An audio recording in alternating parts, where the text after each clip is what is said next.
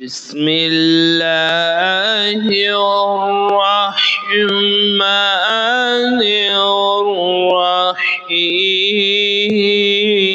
الرحيم ألهاكم التكاثر حتى زرتم المقابر كلا سوف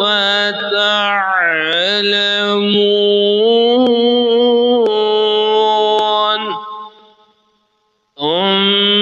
ثم كلا سوف تعلمون كلا لو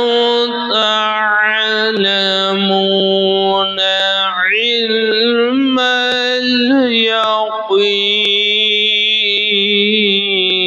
اليقين لترون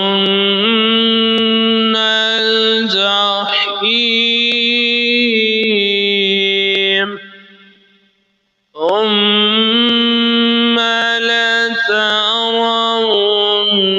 لترونها عين اليقين ثم